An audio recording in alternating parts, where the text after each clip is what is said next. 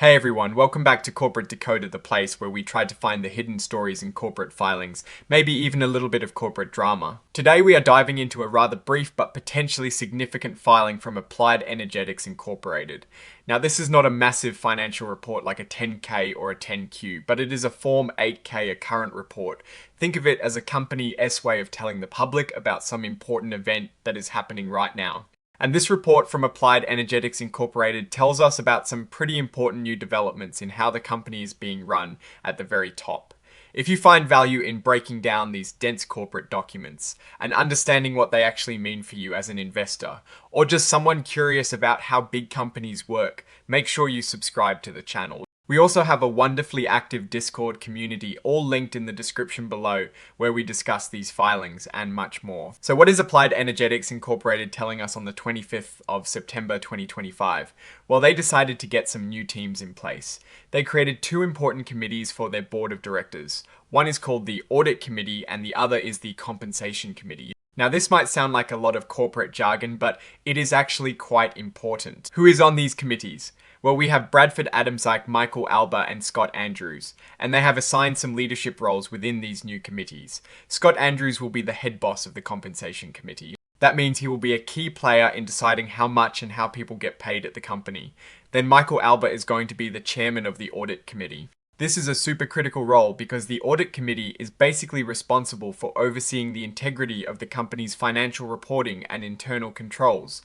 Think of them as the guardians of the company's money, matters making sure everything is accounted for correctly and honestly. Now, why is this happening right now? The report states that these committees as formed meet the requirements set out by the Securities Exchange Act of 1934. This is a really important law that governs how publicly traded companies operate and report their activities. They also mention that these committees meet the requirements for the OTCQB market. The OTCQB, or Over-the-Counter Bulletin Board, is a trading platform for stocks that are not listed on major exchanges, like the New York Stock Exchange. This tells us the company is serious about following regulatory guidelines and operating transparently. What is also interesting is the company's forward-looking statement here. They say they plan to make any adjustments needed later on to these committees. This shows a commitment to staying in line with future regulatory changes. It signals that they are not just meeting today's rules, but are thinking about tomorrow's. Now let us look at the signatures at the end. This is where the official sign-off happens. Christopher Donachie, the President and Chief Executive Officer, has signed this report.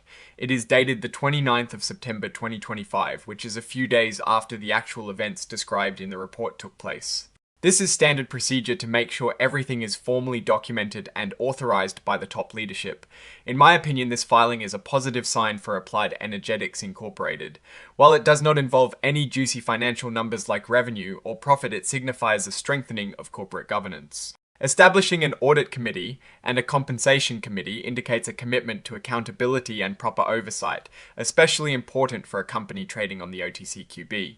The fact that they are proactively meeting these requirements and planning for future compliance suggests a mature approach to business operations. One key aspect to consider is that this is not just about checking boxes. A well-functioning audit committee can prevent financial missteps and build investor confidence. Similarly, a structured compensation committee ensures that executive pay is aligned with company performance and shareholder interests.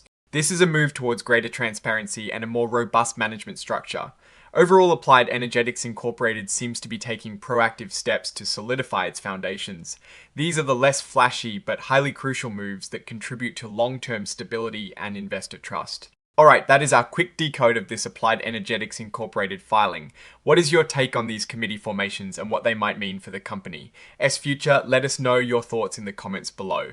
If you found this breakdown helpful, give this video a like and remember to subscribe for more corporate insights. And don't forget to join our Discord community linked in the description for more discussions. Thanks for watching and we will see you in the next one.